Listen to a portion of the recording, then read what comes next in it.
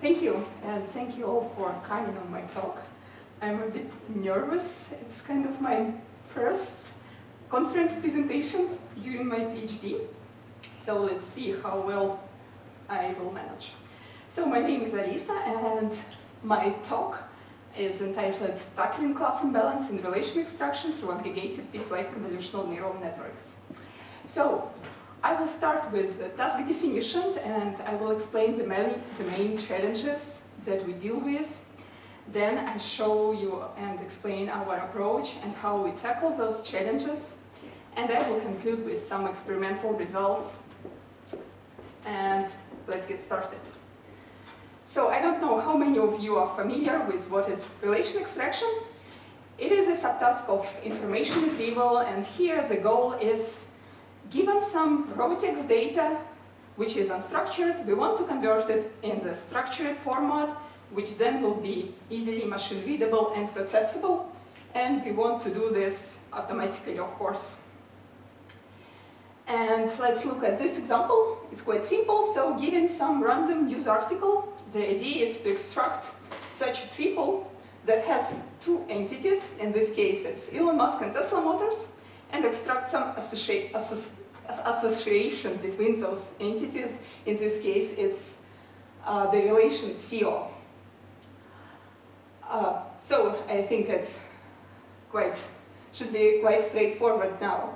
And as we want to do it automatically, and we obviously want to use machine learning to do this for us, we have to deal with the following challenges. We have to work with enormously large and heterogeneous text corpora, but given those text corpora, only few annotations are available, which really makes it hard to apply machine learning. But fortunately, there is a technique called distance supervision that allows us to automatically label data of any amount and create a sufficient volume of the training data for a machine learning. And so what is the distance supervision?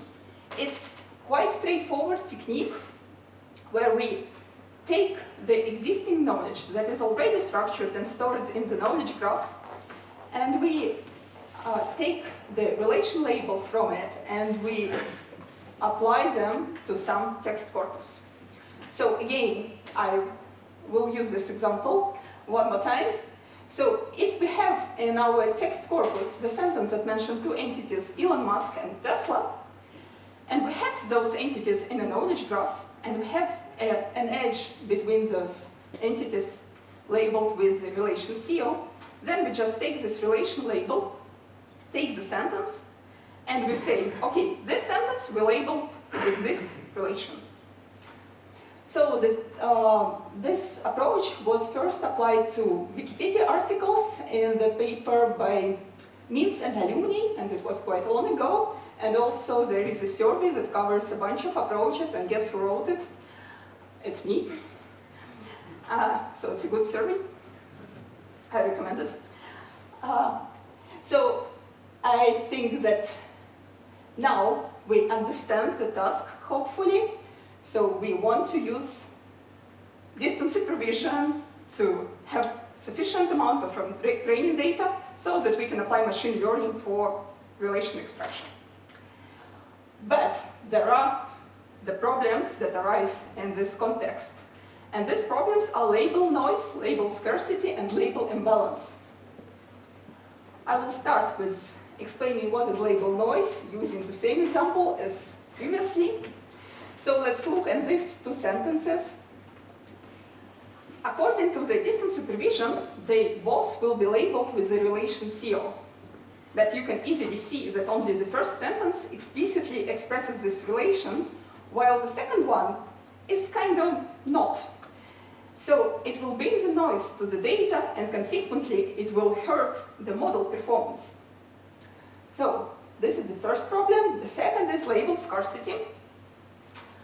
So this is an illustration, and I will explain it with my own words. This means that, well, when we have an automatically labeled text corpus, and we basically label each sentence that mentions at least some two entities, then most of the sentences will actually be labeled with none, because most of the pair of the entities do not have any relations. They just become mentioned in the same sentence because they share some context, and not because they really have a relation. So, for instance, in one of the corpora that we used for evaluation, the proportion between the class, the non-class, between the sentences that are labeled with no relation, is, and the sentences that are labeled with some relation was 9 to 1. So 90% of the data, they are kind of irrelevant, and there are a lot of them. And the last is label imbalance, which is similar, somewhat similar to label scarcity. And this means that the relations are not uniformly distributed in the world, meaning that some relations are just more frequent than others. And again, in our text corpus, there was, for instance, the most frequent relation is location contains another location, and it had like thousands of instances, and there was another relation, the founder of the company, and it has like only 160 sentences. So the imbalance is really huge. Yes, it depends on the text corpus, but it will be always there. So now let me introduce our approach and explain how we actually tackle those problems. So our approach is called APCNN, which stands for Aggregated Piecewise Convolutional Neural Networks. So it's again convolutional neural networks. I saw in the previous presentation, you already are familiar with them. So our approach tackles both scarcity, both label scarcity problem and label imbalance problem while taking into account wrong labels. How we do this? So first, to tackle the label scarcity problem, we split our model into two parts, into two sub-models. One is a binary classifier that just distinguishes between no relation and some relation, no matter what relation. It's just binary classifier. And another submodel is multi-class classifier that predicts the exact relation label. And both those submodels are convolutional neural networks. The input of each classifier is a bag, so it's a set of all sentences that mention the same entity pair. But as you know, the convolutional neural networks, they operate with matrices, not with words.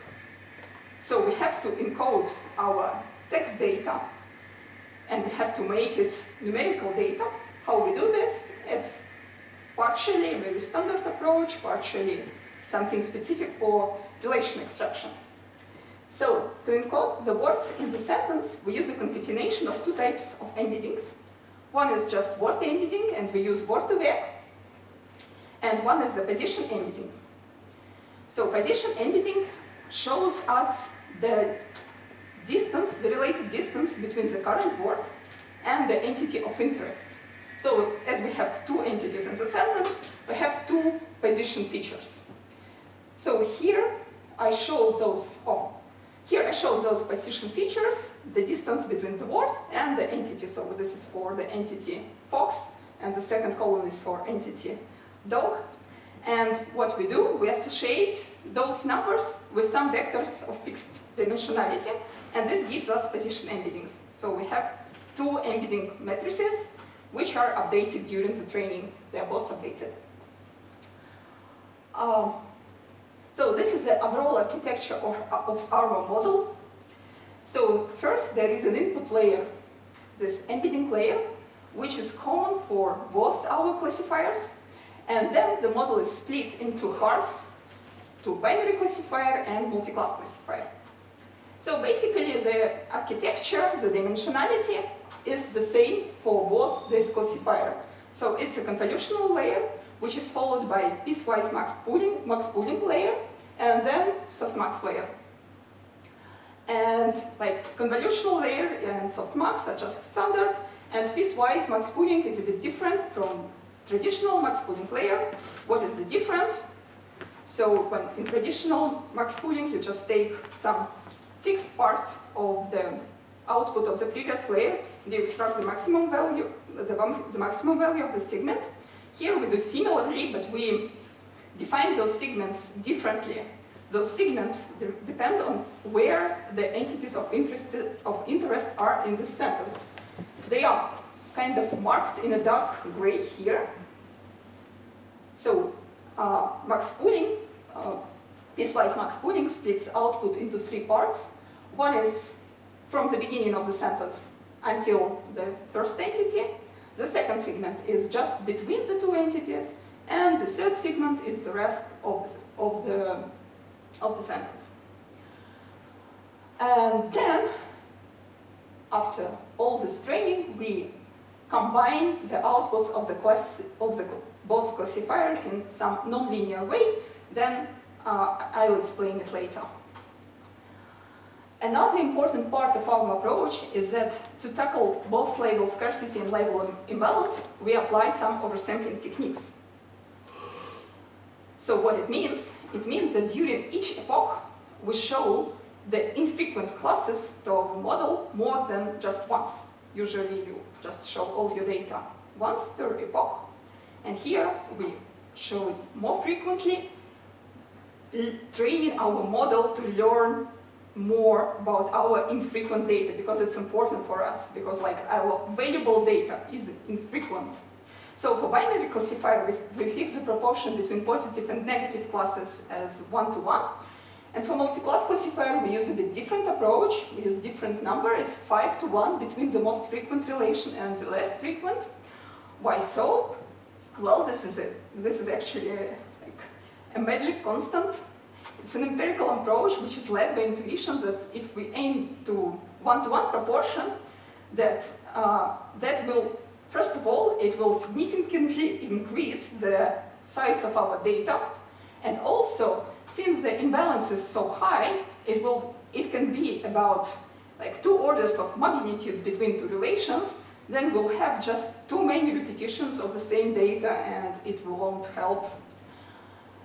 So this is kind of, as I said, magic constant in our approach.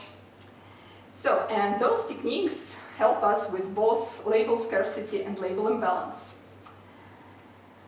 And also, I think the last our contribution is a loss function, which again helps with label imbalance and also takes into account wrong labels.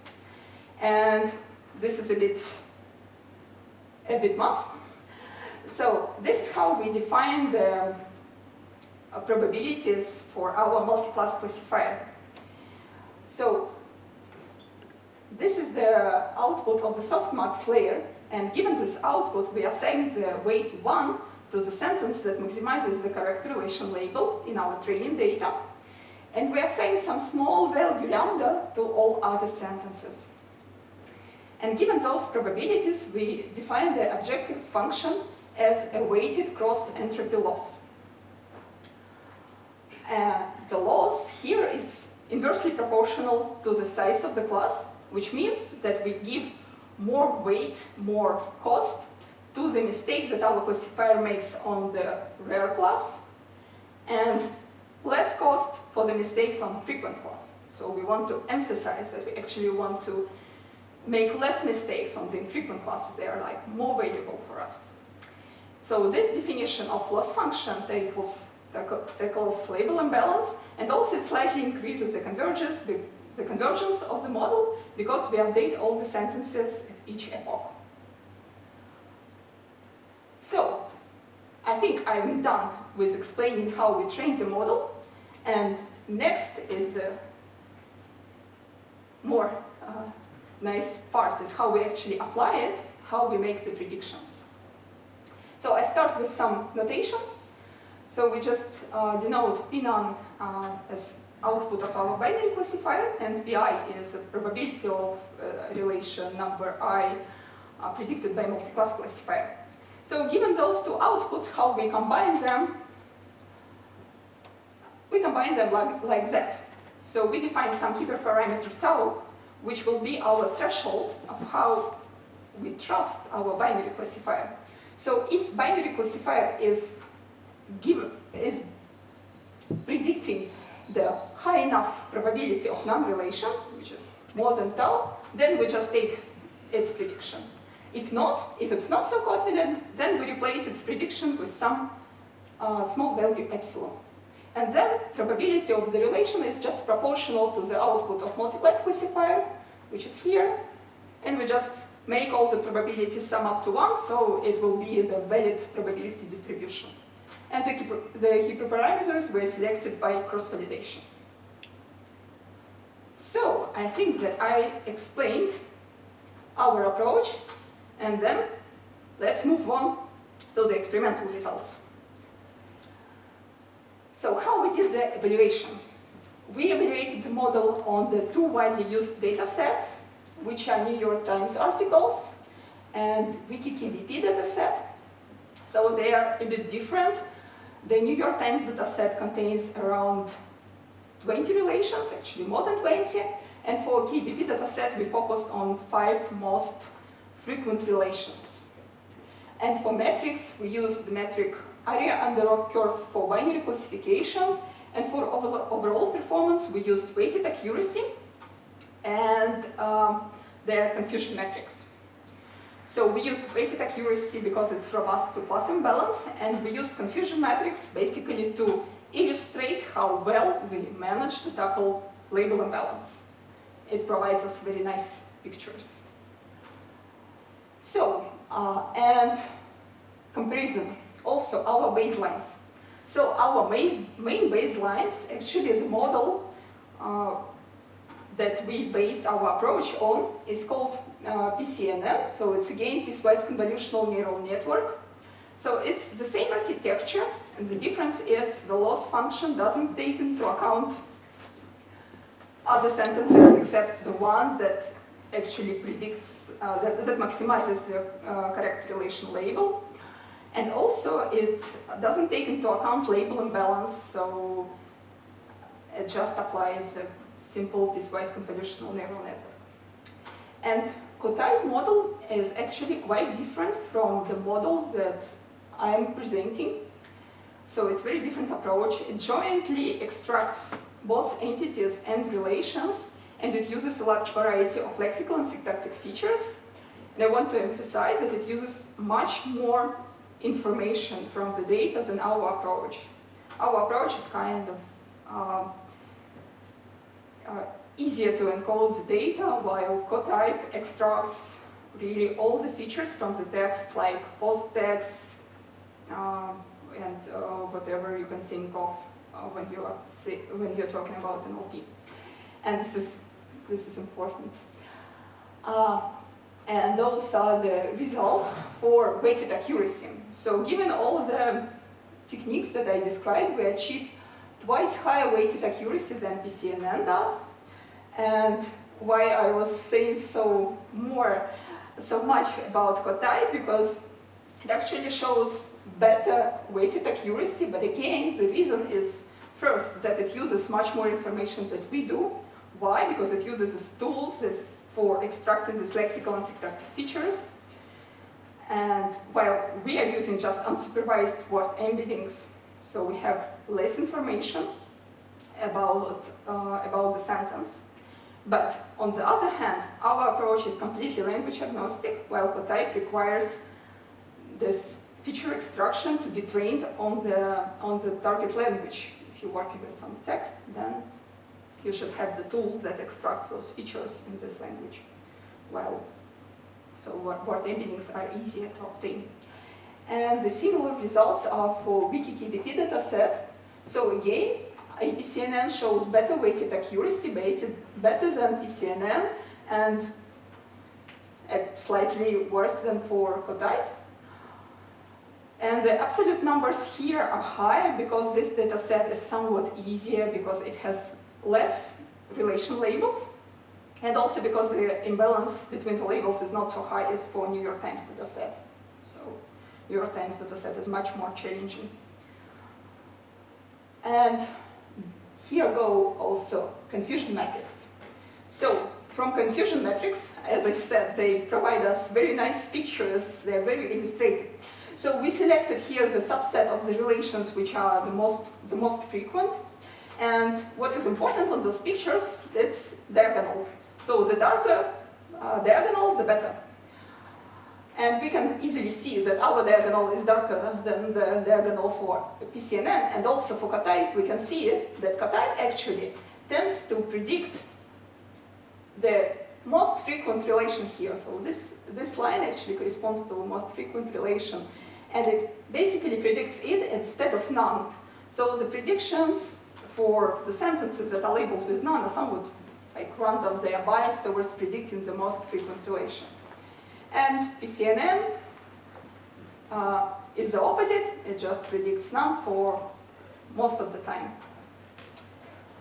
And again, similar results for KBP dataset. Again, the diagonal. I think it's just a very rare relation. That's why it's not so high. In the test data, it's not so many relation instances, much less than training set. And this is, of course, for the test set. So we can see again that our approach is doing much better job than PCNN in predicting correct relation labels, and K-type also very biased towards predicting the relation label while there is no relation in the sentence. And I think I'm done now. So let me conclude and discuss what was during the talk. So first of all, I explained you the relation extraction task and its main challenges, which are label noise, label scarcity, and label imbalance that come from using distance supervision to generate training data. And our model, called APCNN, achieves a good balance between distinguishing